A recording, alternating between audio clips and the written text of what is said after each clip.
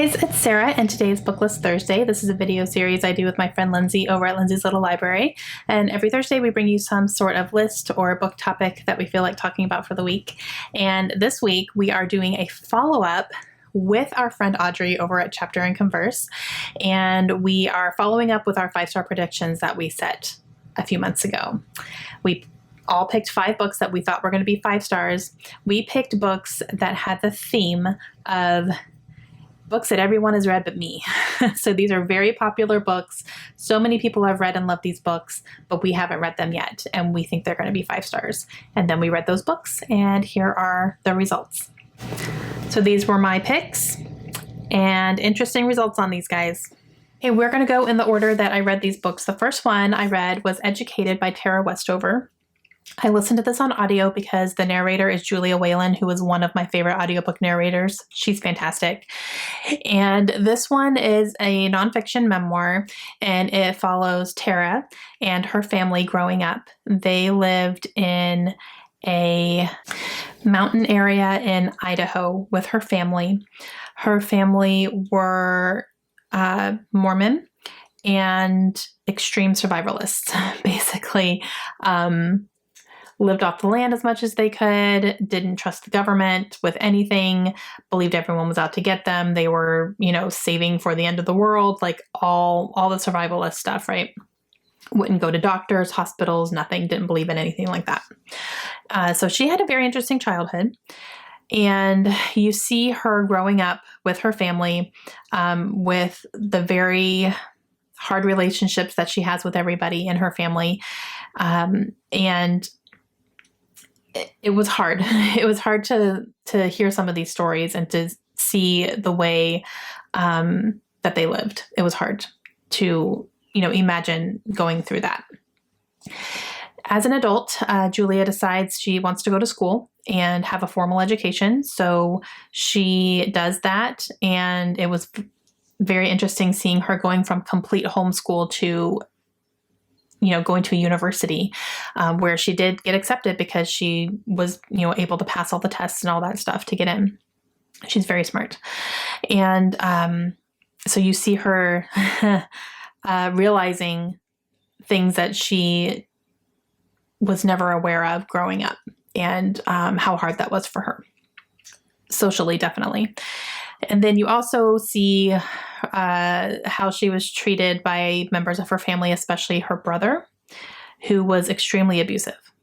Her father was not physically abusive to her, emotionally 100% abusive. So that there were some scenes in her that were really hard to listen to. But overall, it was very good. Definite content warnings in here for abuse. And there's also a lot of kind of chauvinistic, like a woman's place is in the kitchen type thing. So that's in here as well, very much so. But I gave it 4 stars. So it wasn't a 5-star read for me. I thought it was very, very good and eye-opening, but I guess I wasn't completely blown away by it. So yeah, so 4 stars. Next one I picked up is Where the Crawdads Sing by Delia Owens. Okay.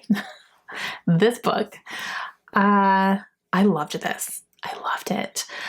I read this physically, and it follows a young girl named Kaya, and she is living with her family in a very marshy area of North Carolina, and they are kind of looked down upon by everybody in the surrounding areas because they live in this area. They're very reclusive as a family. They only go to town when they need to. They don't really talk to anybody. And they just kind of built themselves a reputation of being weird, basically, and being strange. Now, situations pop up where Kaya is left on her own. She's completely abandoned by her entire family, and she's living in this house in the swamp, basically by herself as a child. Now, a lot of people have issue with that. I understand. I get it. Kaya is also incredibly resourceful, and she's been forced to be resourceful even when her family was there for certain reasons, right?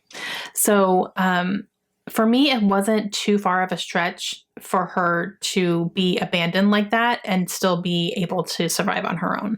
It wasn't too far of a stretch for me to believe that. I know some people have had a hard time with it, and I totally get that. For me, it worked.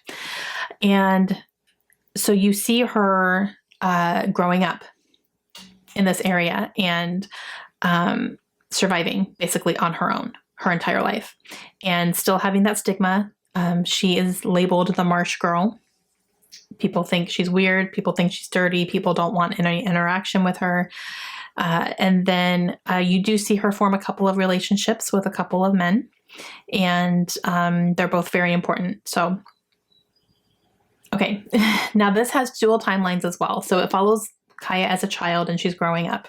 It also follows a more present timeline where there has been a death in the marsh and there's an investigation happening and they're trying to figure out who killed this man. And a lot of people are trying to pin it on her because she lives there, she knows the area, all that stuff. So there's kind of, there's like an investigation and trying to find out who killed this man, if he even was killed or was it an accident. They don't really know, but the town is trying to pin it on her basically. And so you're going back and forth, and then eventually the two timelines merge together. I will say that this is one of the most atmospheric books because the marsh almost felt like a character and the marsh felt like it had a personality. And I loved that. I thought it was great. I felt like I was there. Like I could feel the heat. I could feel the grass in between my toes. I could feel the water, like while she's in the water and stuff. And I thought it was fantastic. I thought it was beautifully written. The ending shook me. You guys, shook. The ending was so fantastic. And I loved it. I gave it 5 stars. I could not find a single thing with this book that I didn't like. I thought it was great. And definitely content warnings for child abuse / abandonment. Definitely. There's also some domestic abuse in here, and there's a sexual assault scene in here as well. So know that going in here if that's something that you're sensitive to, but 5 stars, loved it. Okay, this next one, you guys. All the Light We Cannot See by Anthony Doerr. I DNF'd this.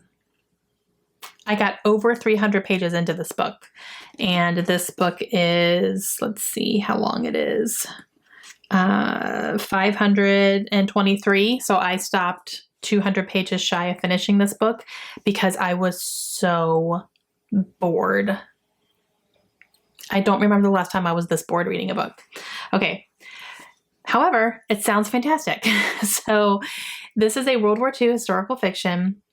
It follows 2 young people, a boy and a girl, and they are both dealing with the war. The girl is blind, and she is living with her father in Paris, and they are having to survive the war, basically, because Germany's invading. So she is having to survive as a blind girl.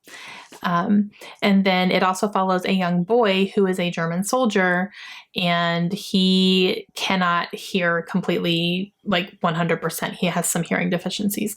And then their stories merge.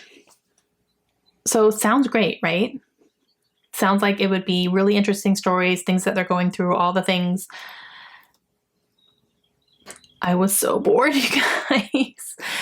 I did listen to this. I listened to the audiobook. It's narrated by Zach Appelman, and his narration was fine. I will say the writing was beautiful. Like, this man knows how to write. I just did not care about the story.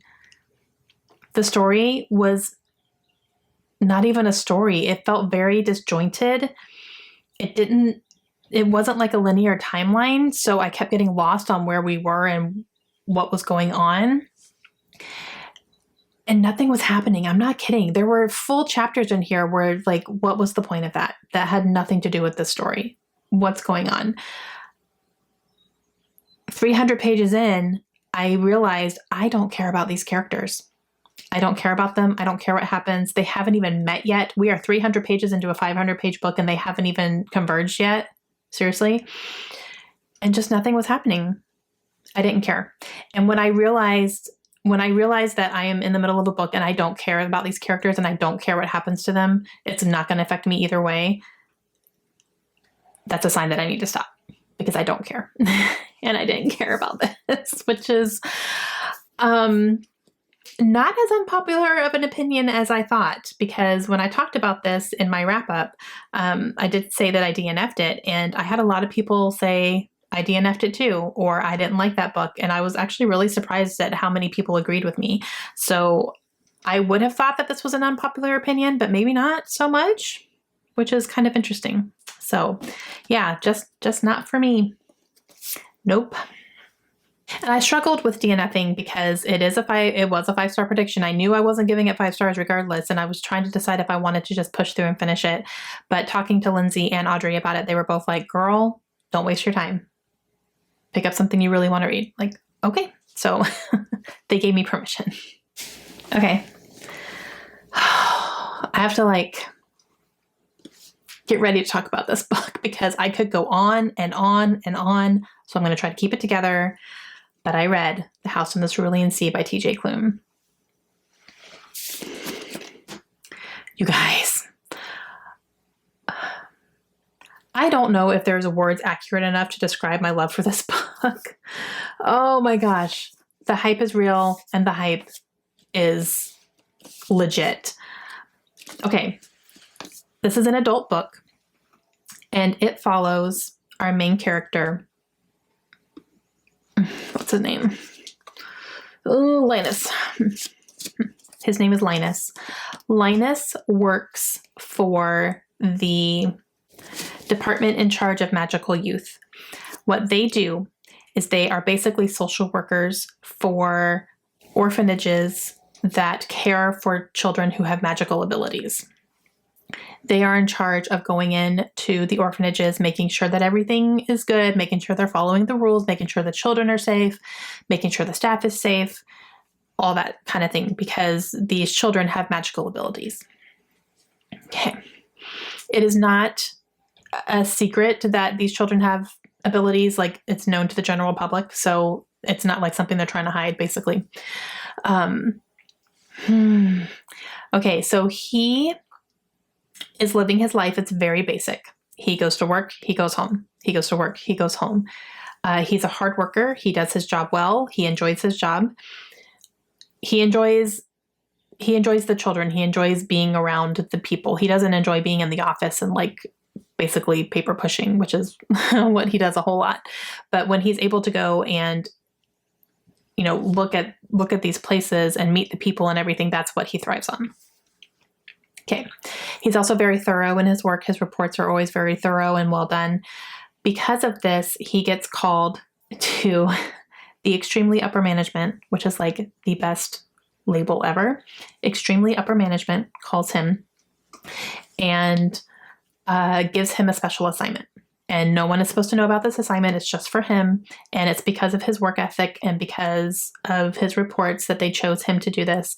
And he has to go out to this island and observe the children and the master there. The master is the man who takes care of these kids. He runs the orphanage. However, these children are special in the fact that their abilities are very rare and sometimes dangerous. So that's why no one really knows about this place. It's kept very hush-hush, and it's on a secluded island by themselves, that type of thing. He doesn't know any of this going in. He thinks it's just kind of a routine thing.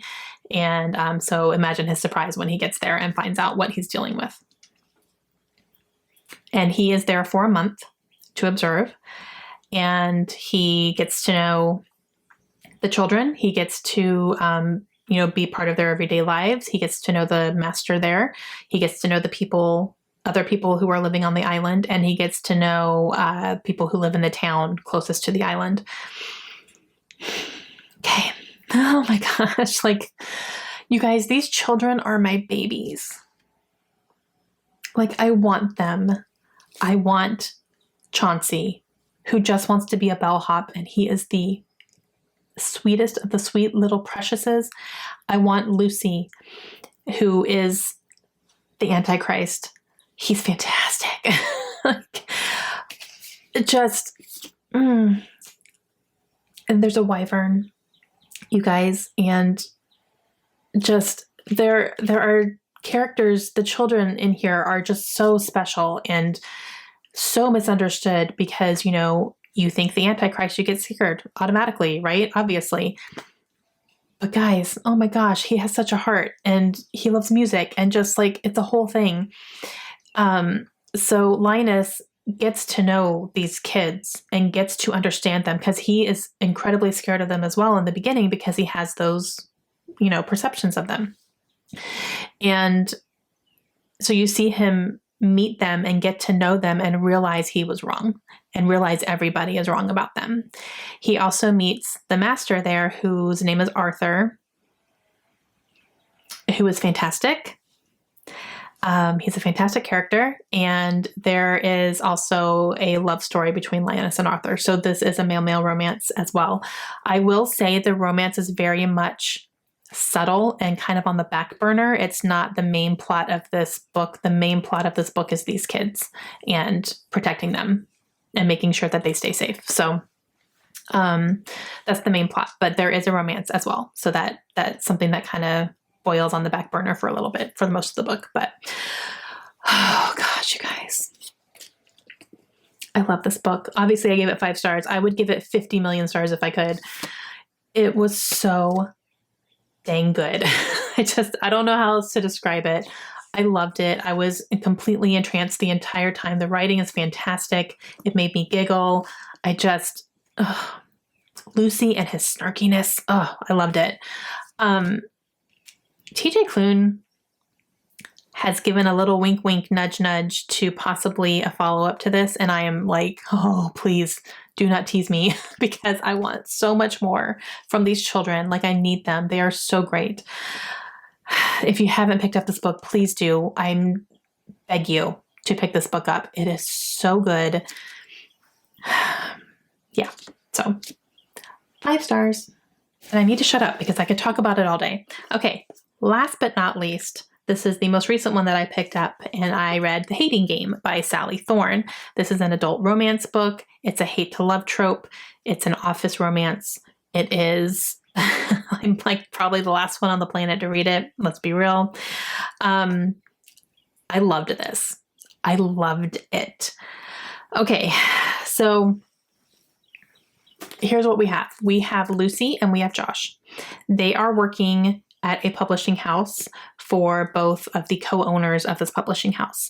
And they are basically their secretaries, if you will, assistants, whatever. So they work in the same space. They share the same space at work, and they hate each other. And I mean loathe entirely. Hate, hate, hate, hate, hate. They hate each other, right? They go on missions to tear the other person down. Like, that's how bad it is. It is so bad. And they play these games with each other. They play a staring game where they just stare each other down. They have a hating game where they just hate each other.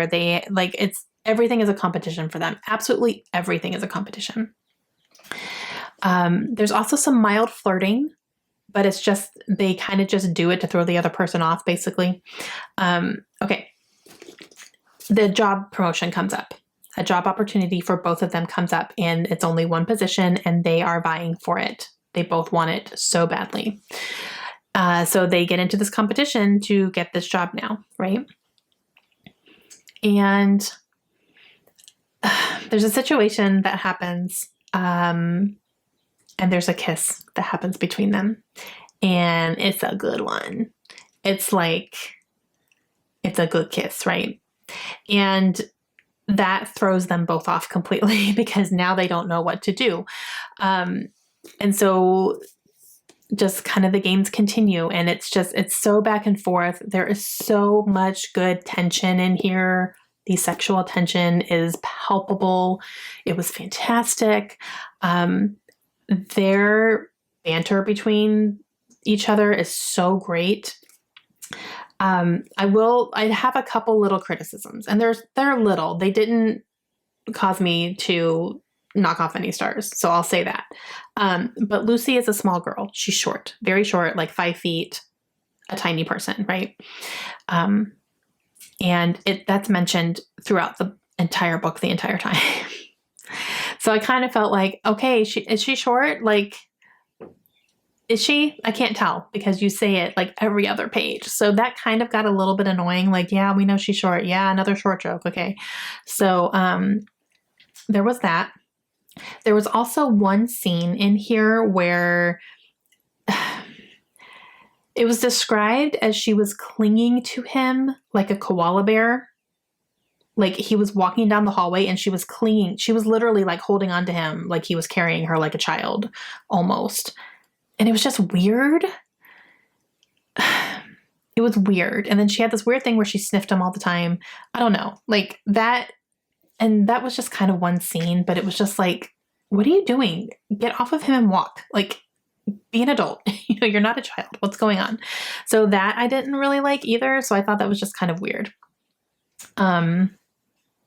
So yeah, but like, again, it didn't bother me enough that I knocked off a star. I gave this 5 stars. I absolutely loved it. I read it really quickly. I could see myself reading this again, 100%. This is actually being adapted. They just wrapped up production on this movie, which I didn't even know was happening. But I saw it on Sally Thorne's Instagram recently. So it's going to be a movie, which is awesome. So I'm going to keep an eye out for that because I would definitely watch it. But it was a lot of fun. Again, I flew through it and I gave it 5 stars. Okay, guys, so those were my results from our 5-star predictions. A little all over the place. Well, I guess I had 3 5 stars, 1 4-star, and 1 TNF. So it's a little bit all over the place. So yeah, let me know your thoughts and opinions down below. Let me know if you've read these books. And make sure you go and check out Lindsay's video today and see what her results were from her picks, and check out Audrey as well and see what her results are. I'm really excited to watch those along with you guys. And that's going to be it for me today. Hope you guys have a great day. I'll see you again soon. Bye.